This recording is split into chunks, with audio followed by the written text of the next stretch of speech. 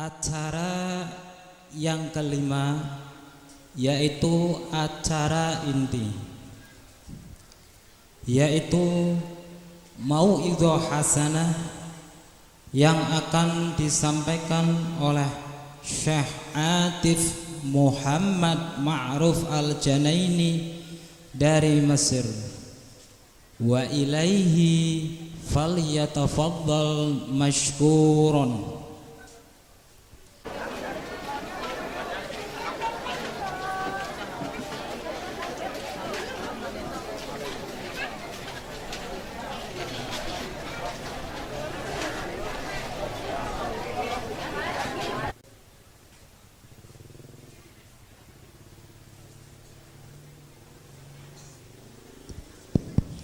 Mohon perhatian sebelum beliau menyampaikan tausiahnya, mohon untuk diperhatikan dan bila perlu dicatat. Biasanya beliau nanti setelah menyampaikan beberapa ceramahnya akan ada sesi tanya jawab. Nanti beliau akan tanya. Jadi intinya nanti mohon untuk diperhatikan, bila perlu ditulis. Sekian, terima kasih.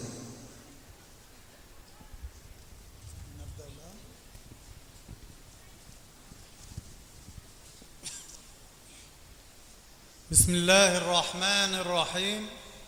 Assalamualaikum warahmatullahi wabarakatuh.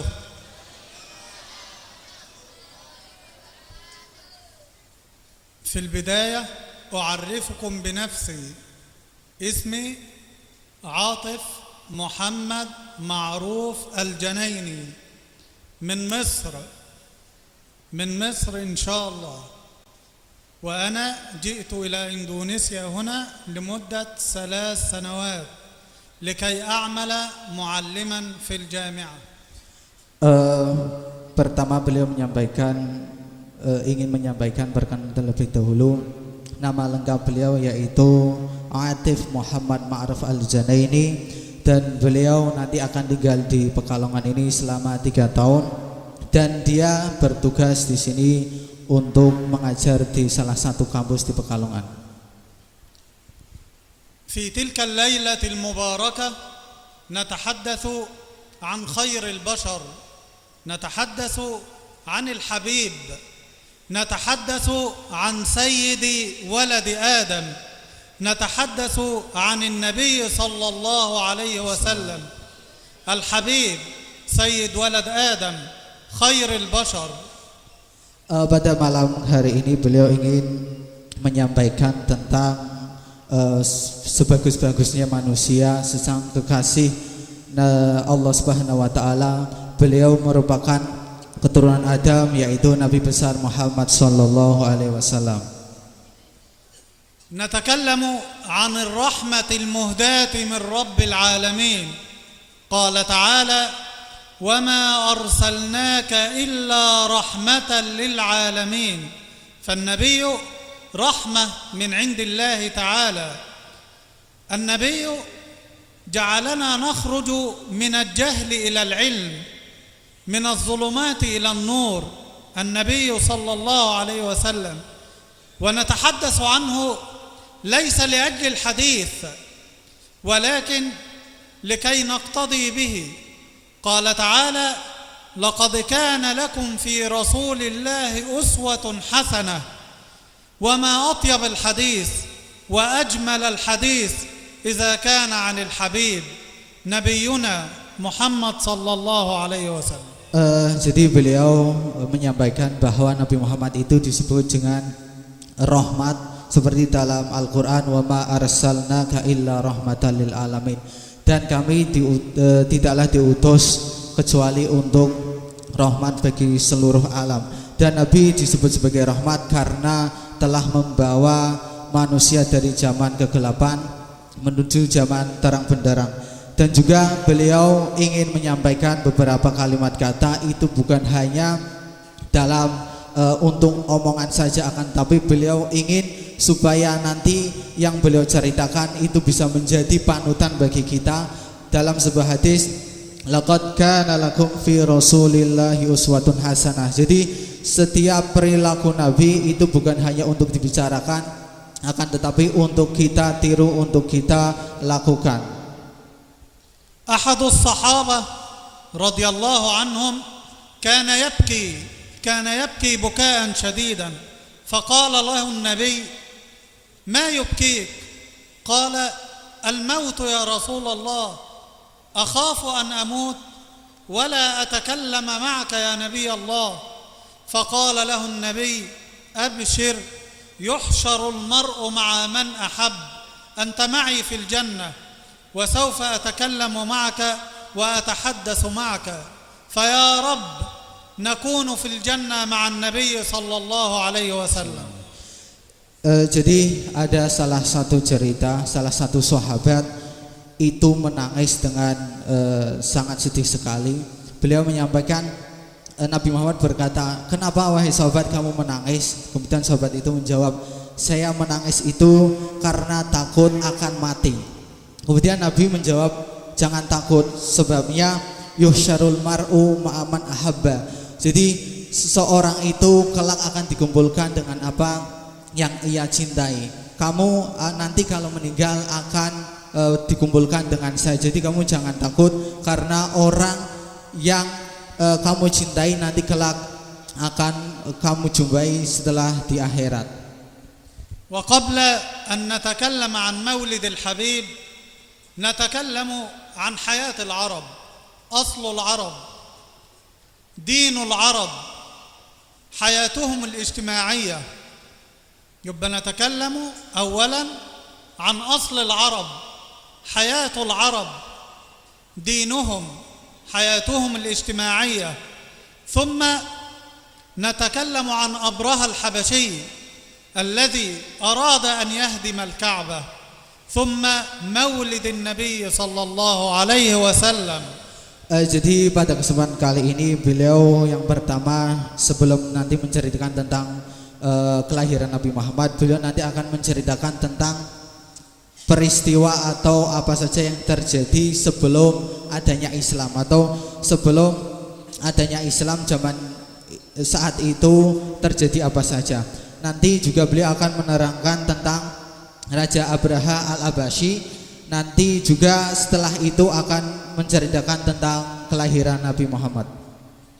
Aslul Arab min Jurhum حينما تزوج النبي إسماعيل من قبيلة جرهم في مكة، وجرهم ابن قحطان، فأصل العرب جرهم وإسماعيل، أصل العرب Jurhum wa Ismail. Jadi beliau menyampaikan bahwa aslinya orang Arab itu atau cikal bakalnya negara Arab itu yaitu dari Jurhum, dari Yaman. Dan peristiwa itu dimulai dengan menikahnya Nabi Ismail dengan seorang Yaman atau dari kaum Yaman. Itu nanti kemudian menyebar di beberapa jazirah Arab. Dinul Arab kana at-tauhid. Kanu ya'tuna ila al-bayt al-haram yatufuna bil-Ka'bah. Fakanu ala at-tauhid. Wa kana al-Arab yaquluna qabla an-nabi labbayk Allahumma labbayk. Idhan famadha hadath? Hunaka rajul ismuhu Amr ibn Luhayy. رجل اسمه عمرو ابن لحي كان مسافرا إلى الشام، فوجد في مكان يعبدون الأصنام، فقال لهم: ما هذا؟ قالوا: أصنام ترزقنا وتأتينا بالمطر وتأتينا بالنصر. فأخذ صنم منهم ورجع بهذا الصنم إلى مكة وأدخل عبادة الأصنام في مكة. Jadi sebelum adanya Islam dulu itu juga negara Arab itu juga dikenal dengan agama tauhid, jadi menyembah Allah Subhanahu wa taala, dan mengatakan ketika berhaji ke Baitul Haram juga mengucapkan labbaik Allahumma labbaik. Terus kemudian di antara ketika peristiwa yang dulunya Makkah itu ajaran tauhid, kenapa kok kemudian banyak berhala? Itu terjadi karena ada seorang namanya Amr ibn Luhai, itu dari Makkah hijrah ke Syam, kemudian dalam suatu tempat itu bertemu dengan orang-orang yang menyembah berhala, al-asnam. Kemudian setelah bertemu dengan orang itu, kemudian bertanya, kenapa kamu kok menyembah berhala? Kemudian orang yang menyembah berhala itu menjawab, saya menyembah berhala itu karena berhala yang memberikan saya rizki, yang menurunkan hujan dari langit.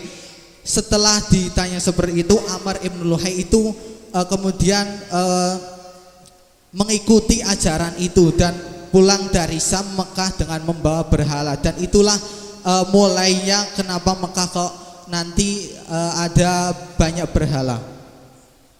إذن ما أصل العرب؟ هذا سؤال مني. Beliau bertanya, bangsa Arab itu asalnya dari mana? Tadi beliau sampaikan aslinya bangsa Arab itu dari mana? من اليمن، من جرهم وأبينا إسماعيل، نبي إسماعيل وجرهم. من أول من أدخل الأصنام إلى مكة؟ Beliau ingin bertanya lagi, siapa yang pertama memasukkan berhala ke Makkah? Tadi siapa namanya? اسمه عمرو ابن لحي، عدو الله عمرو ابن لحي. بعد ذلك الأصنام كان اسمها منات واللات والعزى. الصنم اسمه منات واللات والعزى. وهناك صنمين، إساف ونائلة. إساف ونائلة. إساف اسم رجل، نائلة اسم امرأة. عند الكعبة يفعلون الزنا في الكعبة، فالله عز وجل جعلهما صنمين، فالناس يعبدون الأصنام. الناس يعبدون الأصنام من دون الله عز وجل. إذا أراد الرجل السفر يأخذ صنم من الحلوى، فإذا جاع في الطريق كان يأكله. Jadi di antara nama berhala yang dibawa oleh Amr ibn Luhai yaitu Mana, Lata, dan Uzza. Sekali lagi mohon untuk diingat, Mana, Lata, dan Uzza. Dan ada sonama ini, ada dua berhala yang namanya Isaf dan juga Nailah. Isaf itu seorang laki-laki dan Nailah itu seorang perempuan. Itu terjadi karena Isaf dan Nailah itu melakukan zina di dekat Ka'bah. Kemudian karena Allah itu melaknat, kemudian laki-laki dan perempuan yang berbuat zina itu kemudian dijadikan berhala. Itu sejarahnya Isaf dan juga Nailah. Dan juga ada lagi berhala yang itu dibuat dari halwa, sejenis makanan yang manis. Ketika dalam perjalanan itu ketika lapar itu juga dimakan. Jadi ada berhala tetapi juga dimakan. وانتشر الزنا وشرب الخمر، الزنا وشرب الخمر. وكانت المرأة تقتل إذا الرجل ينجب امرأة، كان يأخذها ويقتلها، يفحر لها حفرة ويضعها فيها. الزنا وشرب الخمر ووأد البنات، وهو قتل البنات أحياء. كانت البنت تقتل، وكانت المرأة تباع وتشترى. ليس للمرأة أي قيمة في العالم كله. Jadi bangsa Arab itu kemudian perbuatan atau kejelekan itu menyebar luas, di antaranya adanya terjadi zina, minuman keras, dan dahulu itu juga seorang anak perempuan itu juga dibunuh. Bukan cuma itu saja, anak perempuan itu juga dijual belikan. Jadi saat itu kondisi seorang perempuan martabatnya itu sangat turun dengan adanya tadi dibunuhnya seorang perempuan dan lain sebagainya. فالمرأة كان ليس لها قيمة عند العرب. وحدث شيء قبل مولد النبي. كان هناك رجل اسمه أبرهة الحبشي، رجل اسمه أبرهة الحبشي، بنى كنيسة كبيرة لكي يذهب إليها الناس بدلا من يأتوا إلى الكعبة. فأراد أبرهة أن يهدم الكعبة، أراد أن يحطم ويكسر الكعبة، فأتى بجيش عظيم. أبرهة الحبشي أتى بجيش عظيم، هذا الجيش معه فيل، هذا الفيل اسمه محمود. فلما أتى الفيل ليهدم الكعبة، يوجهونه ناحية الشرق يتوجه الفيل، ناحية الكعبة لا يتوجه الفيل. وفجأة امتلأت السماء بالطيور، طيور تمسك حجر، ووقع هذا الحجر على جيش أبرهة. أما أبرهة فهرب وفر بعيدا حتى تساقط جلده وتساقطت يده في الأرض، ومات أبرهة عدو الله. Jadi dahulu seorang perempuan di negara Arab itu tidak ada harga dirinya, dan juga beliau nanti ingin bercerita yaitu mengenai Raja Abraha Al-Habasyi. Raja Abraha ini mempunyai kanisah atau gereja yang sangat besar, dan bersama pasukannya itu dari Yaman ingin menghancurkan Ka'bah dengan pasukan yang membawa gajah. Nama gajahnya sekali lagi Mahmud, sekali lagi gajah yang dibawa Raja Abraha dan bala tentaranya itu namanya Mahmud. Ketika dalam perjalanan dari Yaman menuju ke Makkah, itu ketika gajah menghadap ke arah utara, kemudian gajah itu membalik lagi, dan ketika mau menuju ke Ka'bah, gajahnya itu tidak bisa. Setelah itu ada burung itu membawa batu, kemudian dilemparkan ke Raja Abraha dan bala tentaranya. Setelah itu kulit-kulit dan gajah-gajah itu juga hancur semua, dan sampai Raja Abraha itu meninggal. Jadi setelah adanya burung dan gajah yang tidak mau menuju ke Ka'bah itu, kemudian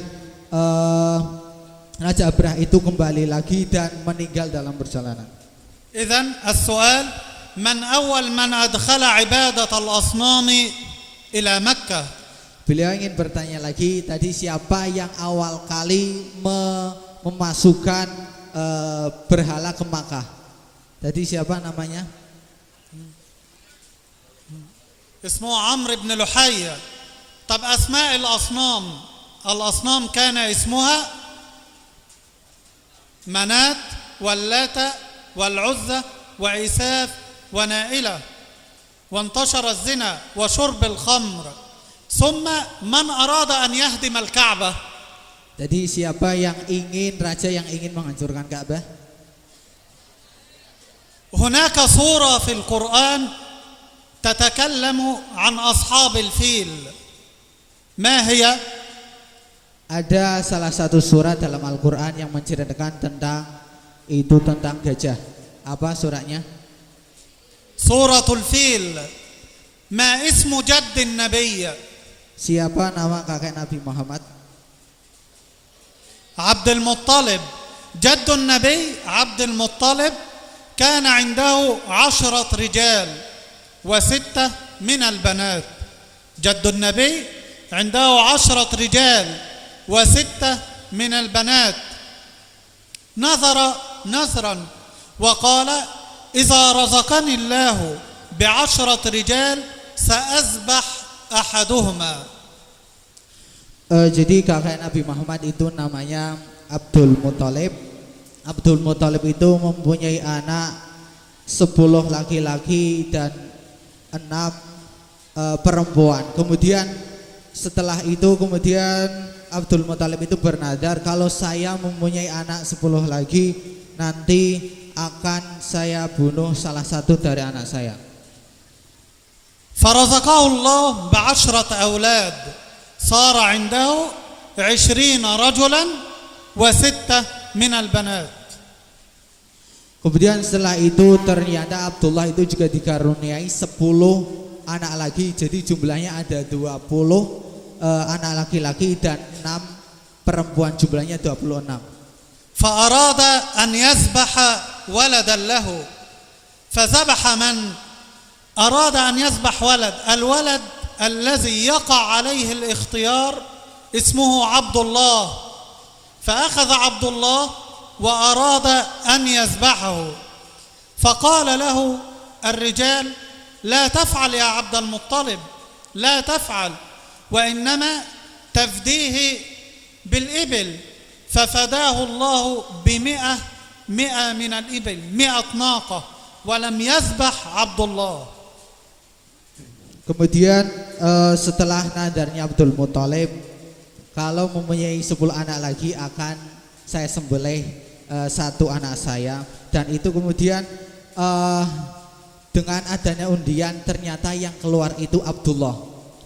Kemudian setelah itu ada yang menganjurkan, jangan kamu membunuh Abdullah, jangan lakukan itu. Kemudian ada tebusan sampai 100 onta. فأخذ عبد الله وذهب لكي يزوجه. زوج عبد الله لمن؟ زوجه لآمنة بنت وهب. تزوج عبد الله آمنة بنت وهب. إذا كانت ست آمنة حامل مات عبد الله قبل أن يراه النبي محمد. Jadi Abdul Muthalib punya anak namanya Abdullah dan kemudian menikah dengan Aminah ibnu Wahab. Dan setelah Aminah itu mengandung, dalam kandungan ternyata Abdullah itu meninggal. Jadi Nabi Muhammad tidak sempat melihat wajah bapaknya. السؤال لكم: الرسول صلى الله عليه وسلم يقول: أنا ابن الذبيحين. من هما الذبيحين؟ Beliau bertanya, ada sebuah hadis yang mengatakan ana ibnu dhabihaini. Jadi Nabi Muhammad itu keturunan dari orang yang akan disembelih. Itu siapa saja? Siapa? Ada Nabi Muhammad keturunan dari anak yang akan disembelih. Siapa saja? Abdullah والثاني النبي إسماعيل، يبقى ابن الذبيحين عبد الله والنبي إسماعيل. عبد الله أمامه 100 ناقة، والنبي إسماعيل كان الفداء له ماذا؟ كان من الغنم. قال تعالى: وفديناه بذبح عظيم. لكن الله أمر إبراهيم بذبح إسماعيل. أما عبد المطلب فأمرته الأصنام، أمره الشيطان بذبح أحد أولاده. فهناك فرق. Jadi Nabi Muhammad seperti tadi beliau terangkan, jadi keturunan dari orang yang akan dibunuh. Yang pertama Ismail itu sudah dibunuh dengan diganti seorang kambing. Kemudian Abdullah yang itu tidak jadi dibunuh karena dengan membayar denda yaitu 100 onta, maaf. Setelah itu Nabi Muhammad juga anak keturunan dari orang yang akan dibunuh.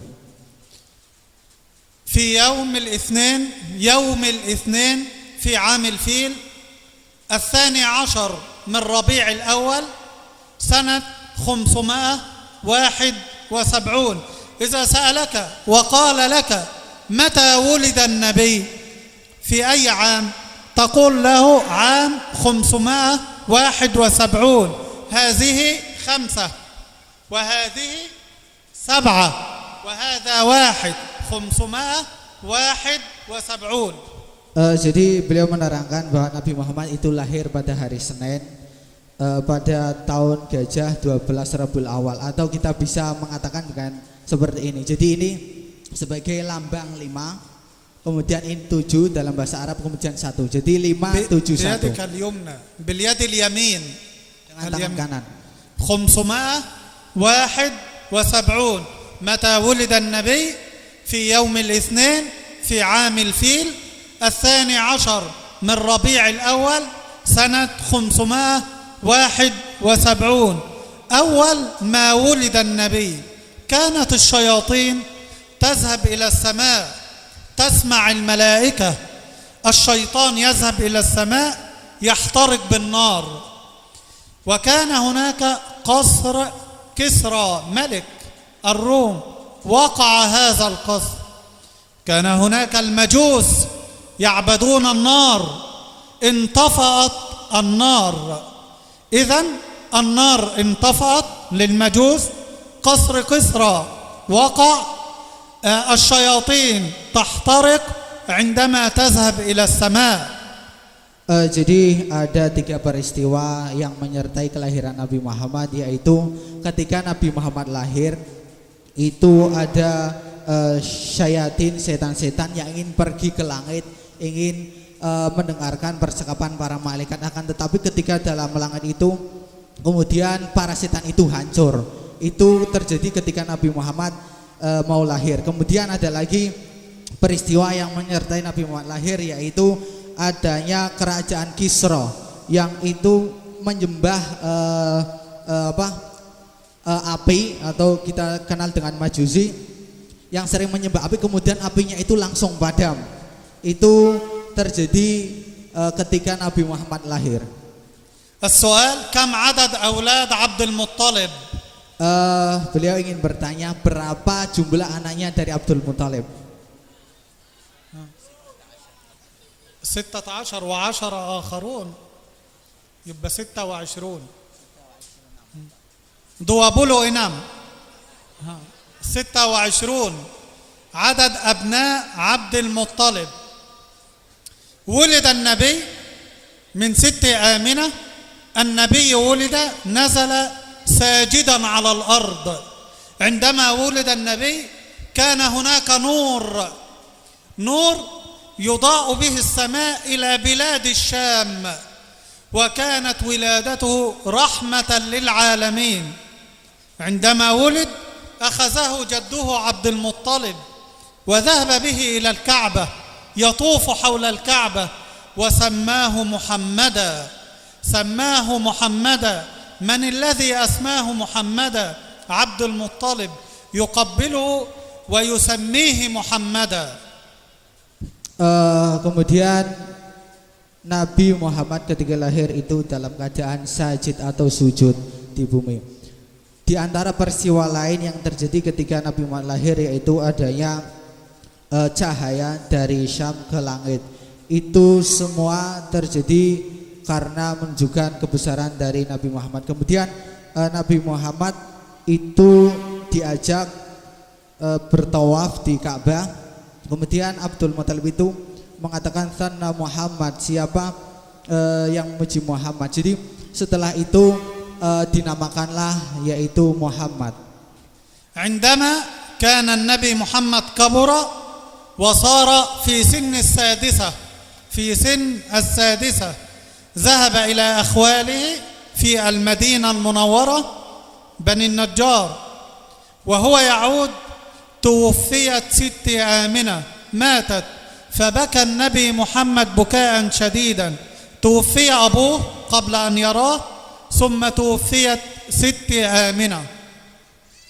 Kemudian setelah Nabi Muhammad tumbuh besar, yaitu ketika umur 6 tahun, dalam perjalanan ke Madinah, yaitu meninggallah ibunya yaitu Aminah. Setelah dalam keadaan dalam kandungan itu tidak bisa melihat ayahnya, tetapi kemudian disusul lagi umur 6 tahun meninggal pula ibunya.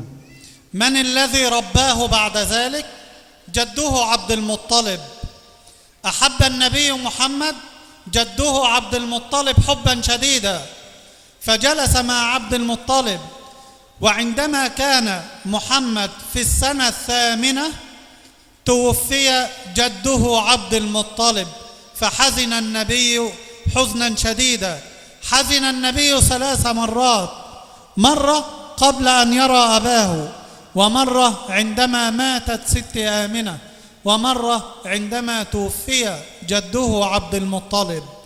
Jadi setelah ibunya meninggal Aminah ketika Nabi umur 6 tahun, kemudian diasuh oleh kakeknya sampai umur 8 tahun. Abdul Muthalib atau kakaknya itu merawat Nabi dengan sangat bagus sekali. Setelah umur 8 tahun kemudian kakeknya itu meninggal. Kemudian Nabi merasa sangat sedih sekali. Nabi merasakan sedih ketiga kali. Yang pertama ketika ditinggal mati oleh bapaknya ketika dalam kandungan. Kemudian kesedihan yang kedua yaitu ketika ditinggal ibunya. Dan kesedihan yang ketiga yaitu ketika ditinggal oleh kakeknya pada umur 8 tahun. Man arada an yuhdim al-Ka'bah, masmur rajul allazi arada an yuhdim al-Ka'bah. Beliau ingin bertanya, siapa yang ingin menghancurkan Ka'bah tadi? Ismu Abraha al-Habashi, Abraha al-Habashi. Thumma ba'da dhalik man rabba an-nabi? Rabba an-nabi ammuhu Abu Talib. أخذه عمه أبو طالب وعلمه التجارة. وعندما كان سن النبي محمد 12 سنة، عنده 12 سنة ذهب في تجارة إلى الشام، وهو في الطريق مر بكنيسة، فخرج صاحب الكنيسة وقال له: ما اسم هذا الغلام؟ قالوا له: محمد. فكشف عن كتفه فوجد خاتم النبوة: لا إله إلا الله محمد رسول الله. فقال لهم: أين أبيه؟ قالوا: أبو طالب. قال: لا، أبوه ميت. فقال أبو طالب: أنا عمه. قال له صاحب الكنيسة: الآن صدقت، إنه يتيم. فقال لأبي طالب: ارجع به فهو النبي المنتظر. فرجع أبي طالب به إلى مكة مرة أخرى. Kemudian setelah kakaknya meninggal, yang mengasuh Nabi Muhammad yaitu pamannya namanya Abu Talib. Ketika Nabi Muhammad menginjak umur 12 tahun, Abu Talib dan juga Nabi Muhammad pergi ke Syam untuk berdagang. Ketika dalam suatu perjalanan di suatu tempat melewati salah satu gereja namanya Kanisah gereja. Setelah itu seorang pendeta itu keluar dan menemui Abu Talib dan juga Muhammad. Dan pendeta itu mengatakan, wahai Muhammad, kamu bersama siapa? Kemudian Nabi Muhammad menjawab, saya bersama bapak saya. Setelah itu pendeta itu mengatakan, kamu bohong, ini paman kamu. Jadi pendeta itu juga mengetahui kalau Nabi yang menjadi akhir zaman itu ayahnya telah meninggal.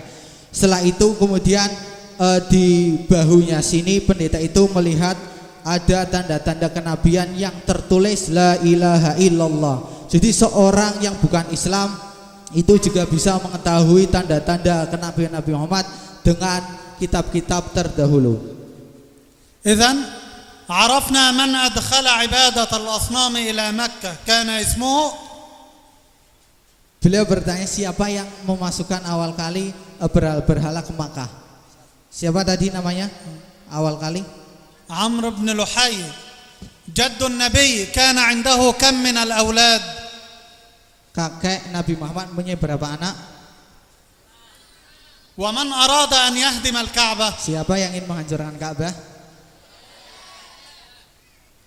Kana ar-rijalu fi Makkah yaqtuluna al-awlad dun al-banat, sah am khata? Beliau bertanya, dulu di negara Arab membunuh anak laki-laki, ini benar atau salah? Khata. Kanu yaqtuluna al-banat. Man arada an yahdim al-Ka'bah kana ismuhu Abraha al-Habashi.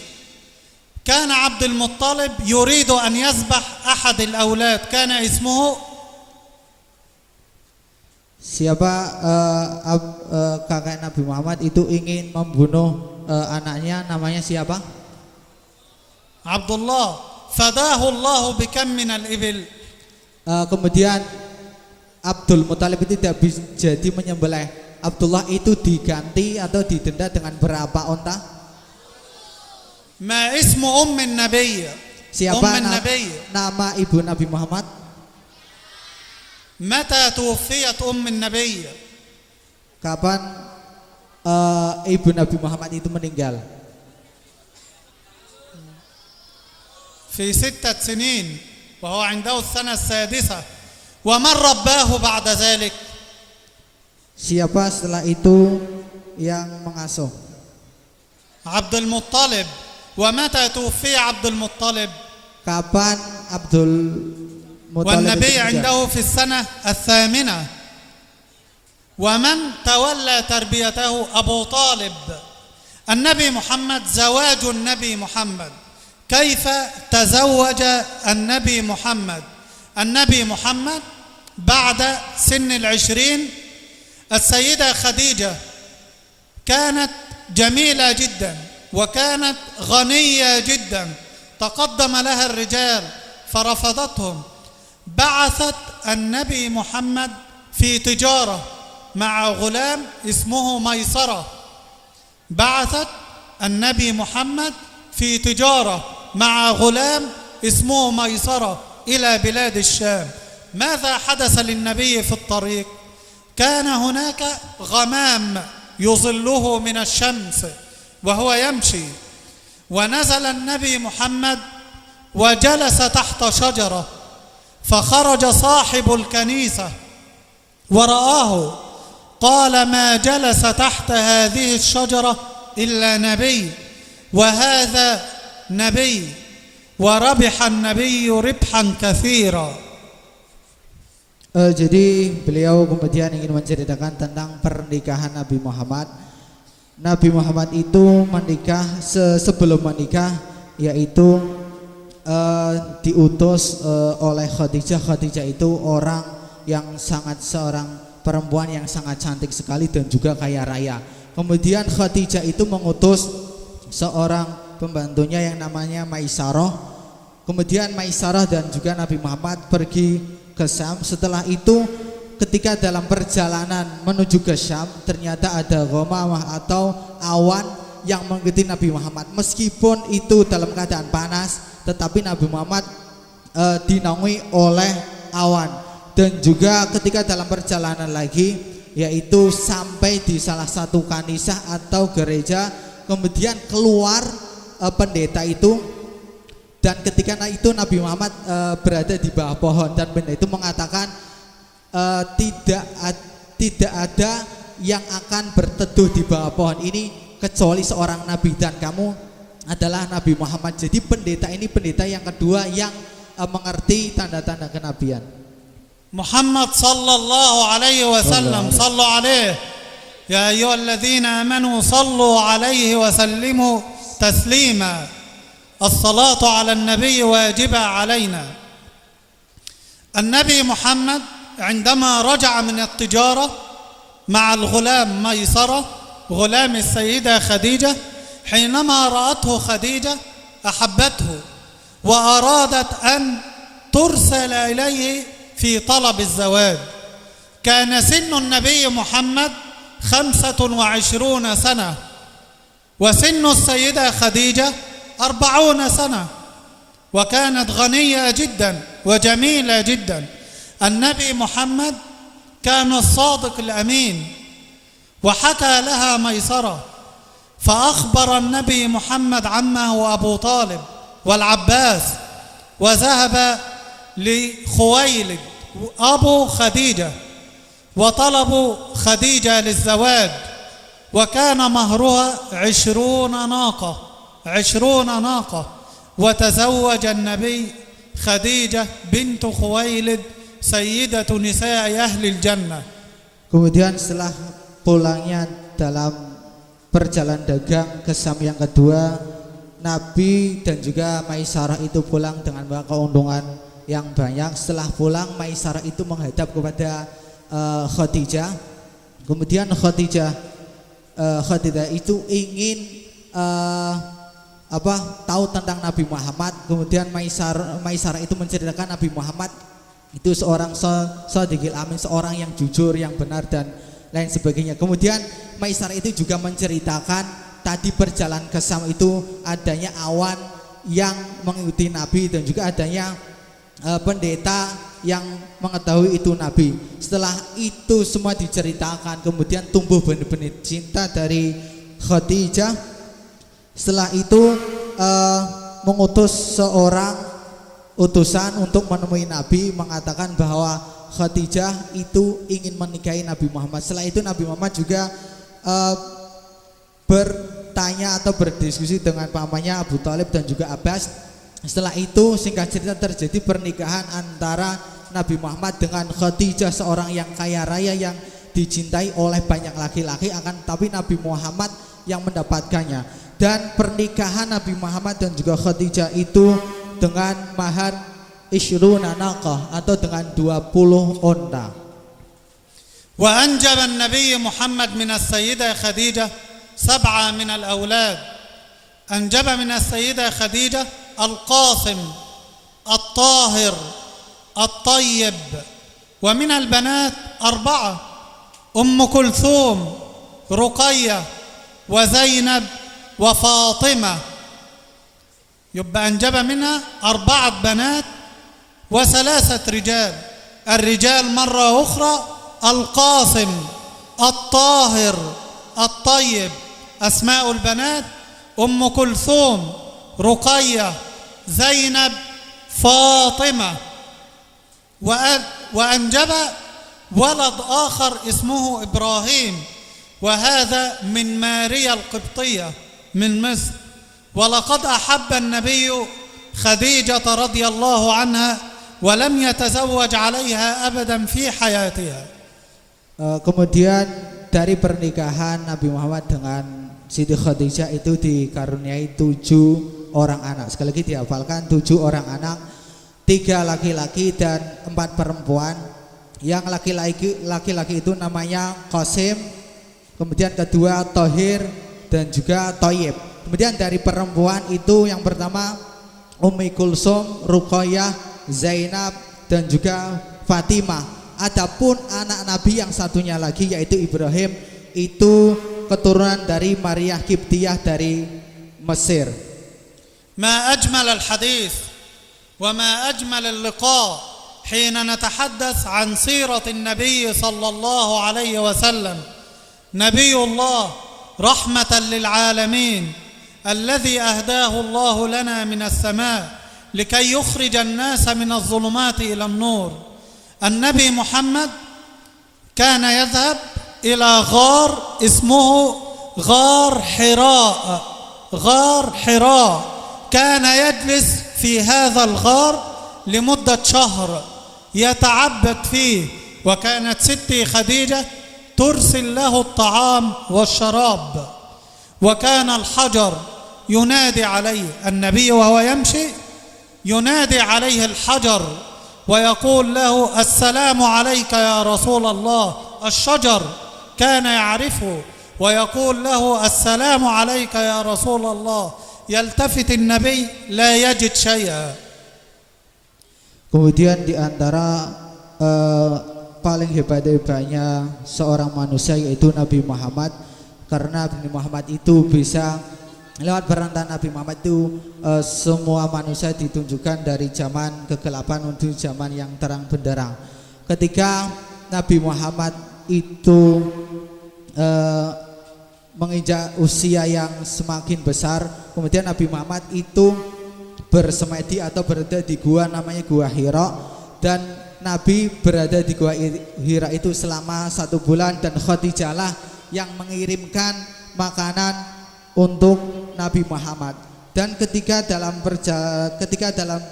di dalam Gua Hira itu pun para tumbuh-tumbuhan itu juga mengucapkan salam kepada Nabi Muhammad.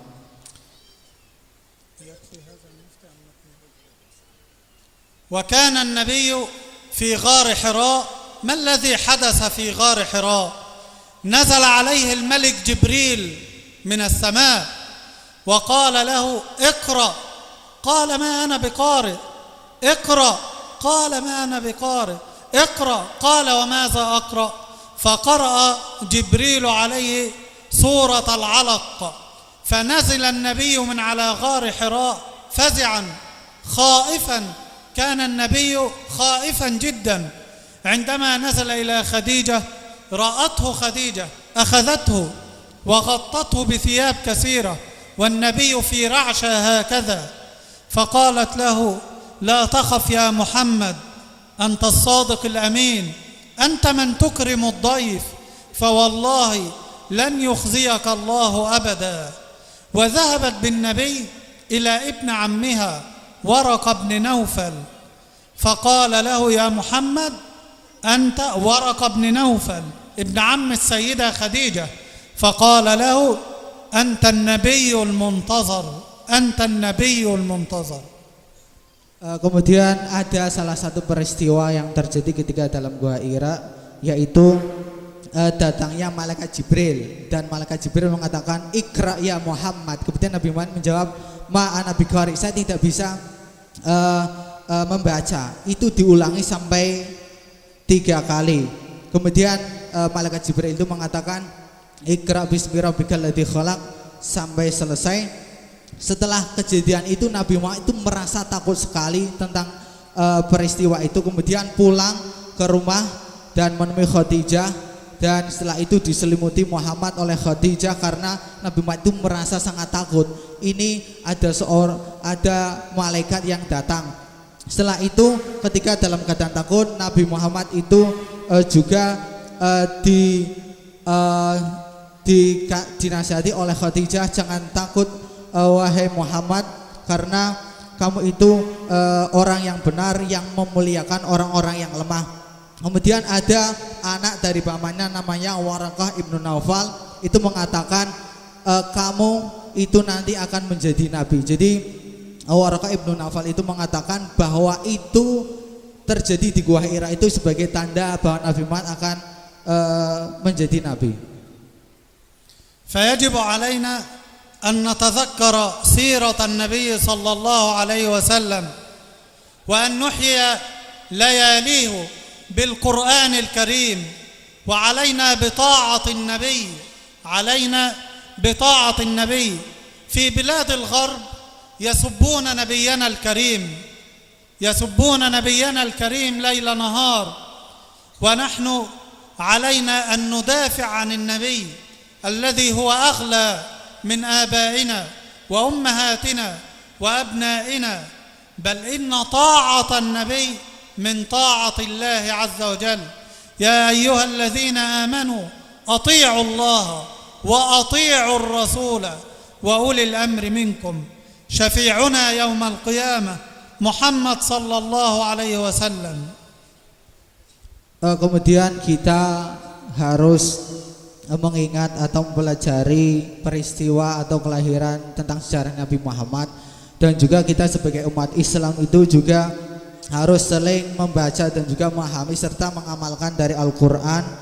Bukan cuma itu saja, kita harus menerapkan dari apa yang Nabi Muhammad itu contohkan, karena kita melihat di dunia barat itu orang-orang barat itu yasubunal Islam. Jadi orang-orang barat itu menghina Islam dan juga menghina Nabi kita. Kita harus membelanya dengan cara kita harus meniru segala ajaran yang dilakukan oleh Nabi Muhammad. Karena apabila kita meniru atau melakukan ajaran Nabi Muhammad, itu juga kita berarti taat kepada Allah, seperti dalam Al-Quran, "Ya ayyuhalladzina amanu atiullaha wa atiur rasul wa ulil amri minkum." وفي حقيقة الأمر أنا أخبركم بحقيقة وليست من الخيال. كل المسلمين يحبون النبي صلى الله عليه وسلم، ولكن عندما جئت إلى هنا وجدت هذه البلاد أشد حبا للنبي، يحيون لياليه في كل يوم، في كل أسبوع يقرؤون القرآن، يمدحون النبي، يتذكرونه، يتذكرون سنة النبي. فأنتم تحبون النبي، فإن شاء الله ستكونون مع الصديقين والنبيين والشهداء في الجنة إن شاء الله. Kemudian beliau juga ingin mengatakan bahwa semua orang Islam itu pasti mempunyai Nabi, mencintai Nabi Muhammad dengan diwujudkan dengan sering membaca Al-Quran, dengan mempelajari tentang sejarah Nabi dan juga menyanjung Nabi Muhammad. dan semoga kalian semua nanti kelak akan bertemu atau berkumpul dengan Nabi Muhammad karena bisa meniru segala akhlak dan perilakunya. والسيرة النبوية طويلة جدا ونحن لا نقولها من أجل القصص أو من أجل الحكايات وإنما نقولها من أجل التأسي بالنبي، نقلد النبي، نقلده في كل شيء، في التعامل، كيف أنه كان شجاعا في الحرب، حليما عطوفا مع أشد أعداء الإسلام. عندما جاءه يهودي ممسك بسيف ويقول له: ما يمنعني منك يا محمد؟ فقال له النبي الله، فسقط السيف من يد اليهودي وأمسكه محمد وقال له: ما يمنعني منك؟ قال له: حلمك يا رسول الله. فيجب علينا أن نعفو عمن ظلمنا ونتحلى بالسماحة ونتحلى بالعفو ونصلي الصلوات في جماعة ونحفظ الأحاديث حتى ننال رضا الله عز وجل ورضا نبيه الكريم. والمقام طويل والقصص طويلة، ولكن أنا أخاف أن يحدث لكم ملل، فلذلك سأكتفي بهذا الجزء إن شاء الله. Sebenarnya cerita tentang Nabi Muhammad itu sangat panjang sekali. Ceritanya itu bisa diceritakan sampai pada hari-hari. Dan cerita-cerita itu bukan kita untuk mendengarkan saja, akan tetapi kita disuruh untuk meniru dari perilaku Nabi Muhammad. Bagaimana keberanian Nabi Muhammad ketika dalam peperangan, bagaimana ketika dalam bersosialisasi dengan seorang Yahudi dan lain sebagainya. Dan kita dianjurkan untuk membaca sholawat kepada Nabi, dan kita harus sering membaca Al-Quran, membaca sholawat secara berjamaah. Dan beliau ingin mengakhiri muhadharah atau tausiyahnya pada malam hari ini dengan harapan semoga kalian semua bisa meniru atau mencontoh perilaku Nabi Muhammad. والآن إذا كان من سؤال منكم ومفتي يجيب لا بأس. Untuk terakhir beliau memberi kesempatan yang ingin bertanya silahkan. أم أسأل أنا حينما أسأل وأقول ما أصل العرب. Kalau nggak ada, beliau yang ingin bertanya apa asal mulanya negeri Arab. من اليمن. من اليمن. من أين من اليمن؟ جرهم والنبي إسماعيل، قبيلة جرهم والنبي إسماعيل. من أول من أدخل عبادة الأصنام؟ Siapa yang pertama kali memasukkan berhala ke Makkah? كم عدد أولاد جد النبي عبد المطلب؟ Berapa jumlah anak dari Abdul Muthalib? ما اسم أم النبي؟ Siapa nama ibu Nabi Muhammad? تزوج النبي زوجة كان اسمها؟ Nabi menikah dengan seorang perempuan yang pertama namanya?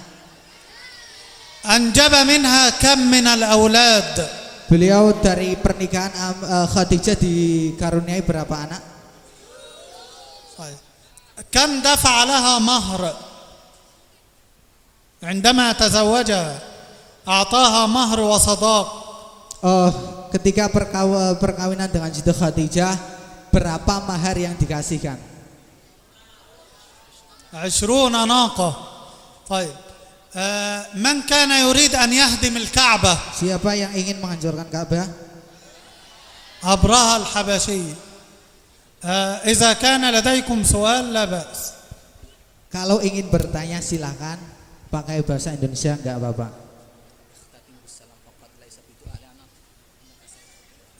إن شاء الله أنا سعدت بكم وسعدت باللقاء، وكنت أريد أن يطول اللقاء، ولكن أنا أخاف أن تملوا ويحدث لكم ملل، فنرجو أن ينفعكم الله بما قلنا في تلك الحلقة المباركة وتلك المحاضرة حين تحدثنا عن أشرف الخلق.